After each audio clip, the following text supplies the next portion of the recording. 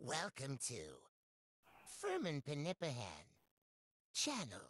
Assalamualaikum warahmatullahi wabarakatuh. Saya Firman Sah, influencer akal sehat. Jadi guys, kita hidup di dunia ini tidak hanya sendiri, tapi juga banyak orang di sekitar kita yang hidup bersama dengan kita.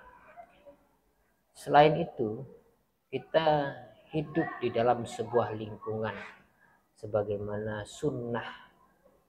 sunnatullah atau hukum kausalnya seperti itu, di sebuah lingkungan yang kemudian menjadi sebuah komunitas, semakin membesar lagi menjadi sebuah negara gitu ya. Kemudian di tempat yang lain ada negara-negara yang lain. Berbicara tentang negara-negara yang lain, tentu ini adalah peristiwa yang panjang sebelum terjadinya banyak negara. Dunia ini diselimuti dengan perang-perang, termasuk Indonesia yang kita tempati hari ini, damai, sejahtera, dan sentosa. Itu tidak lepas dari perjuangan para founding parents kita yang berjuang untuk kemerdekaan Indonesia.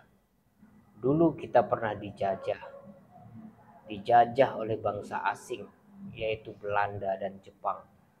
Selain itu juga berbagai macam negara pernah menduduki Indonesia atau mereka berminat untuk mengambil kekayaan di Indonesia.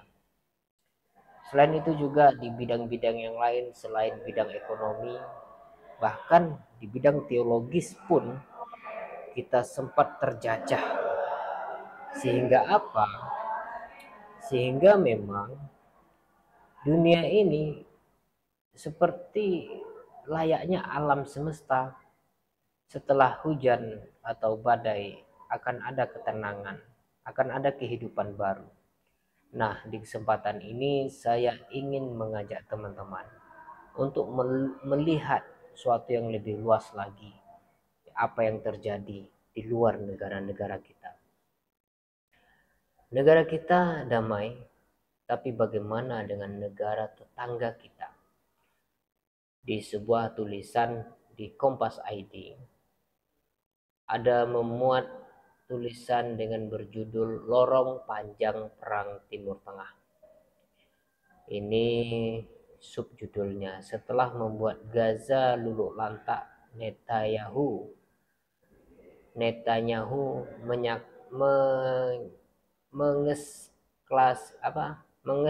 mengeskalasi perang ke Lebanon dan siap berperang dengan Iran juga. Netanyahu ini siapa? Sebelum itu, konteks dari berita ini sebenarnya adalah ingin menyampaikan perang yang ada di Timur Tengah, bahwa banyak sekali perang yang terjadi yang di Indonesia tidak terasa sama sekali karena memang tidak ada goncangan efek dari senjata, dan juga secara geografis Timur Tengah itu jauh dari kita gitu ya. Tapi di era modern ini kita menyaksikan banyak sekali berita-berita anak yang tertimbun oleh gedung-gedung runtuh yang disebabkan oleh bom yang menjadi dampak dari peperangan, perempuan, orang-orang tua dan sebagainya. Itu yang terjadi di perang Timur Tengah. Lebih spesifiknya sebenarnya berita ini ingin menyampaikan kepada kita tentang perang antara Israel dan Palestina.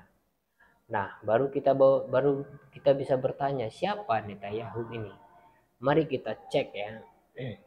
Siapa Netanyahu?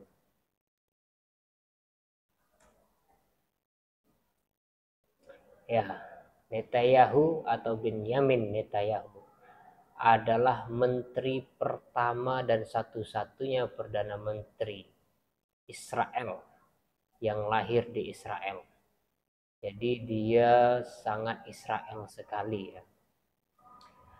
Dialah menjadi dalang dari perpanjangan perang antara Palestina dan Israel. Di dalam berita ini saya baca sekilas saja supaya dapat konteks dari berita ini. Hanya dalam setahun, dunia menyaksikan salah satu destruksi terbesar dalam sejarah perang modern. Destruksi ini akan semakin besar jika perang meluas di kawasan. Ya, betul, destruksi ini akan membesar. Kita menyaksikan juga beberapa waktu lalu Iran menyerang Israel, dan juga termasuk Lebanon juga menyerang Israel. Senin 7 Oktober 2024, tepat setahun perang Gaza berkobar. Jadi konteks pertama dari berita yang disampaikan oleh Kompas ID ini adalah menceritakan tentang 1 tahun penuhnya perang antara Palestina dan Israel setelah 7 Oktober tahun lalu, yang beberapa waktu sebelumnya pernah menjadi gencatan senjata, kemudian perang kembali, dan ini merupakan perang terpanjang sebelumnya, yaitu 1 tahun lebih, ya, 1 tahun penuh dengan perang. Tentu korban juga berjatuhan, ya. Mari kita lihat lagi konteksnya supaya kita memahami apa yang terjadi. Ini dia Netanyahu ini. Netanyahu berupaya, ya, ancaman keluarga, meluasnya perang di Timur Tengah kian mendekati kenyataan. Wah, ini dia.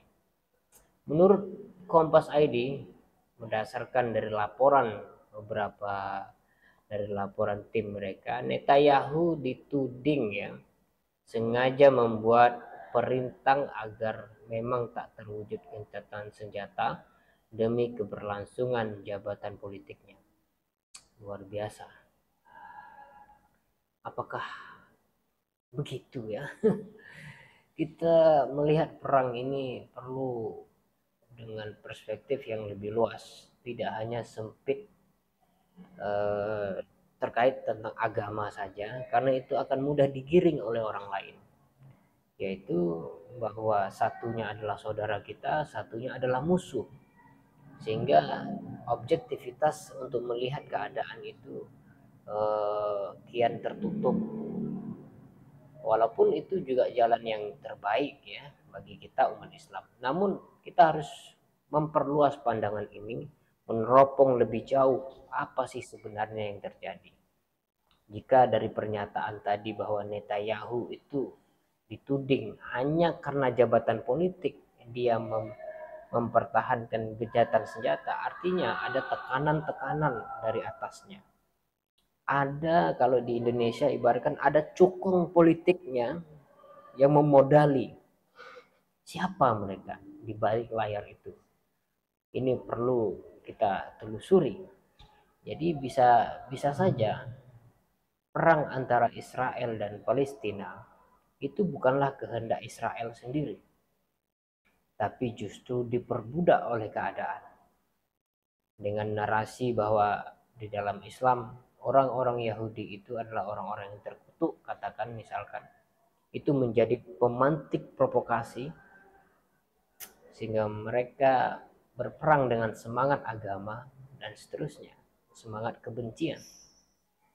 Tapi di sisi lain, secara politik mereka tertekan oleh negara-negara adik kuasa yang menguasai.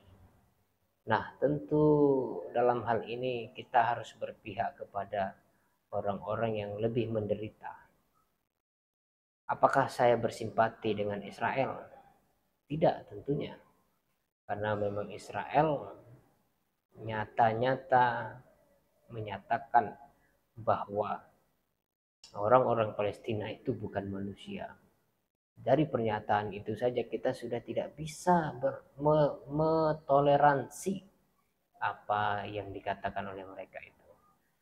Oleh karena itu teman-teman, perang ini masih berlanjut, dan kemungkinan jika ini akan terus memanas dan Iran membuka keran senjatanya untuk perang.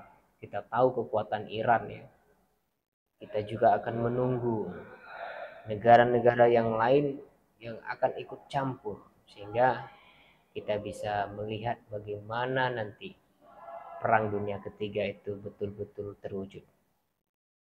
Oleh karena itu, semangat kita sebagai suatu bangsa, negara yang beragama, negara yang meyakini bahwa ketuhanan yang Maha Esa, kita harus selalu siap dan siaga. Itu saja yang dapat saya sampaikan. Wassalamualaikum warahmatullahi wabarakatuh.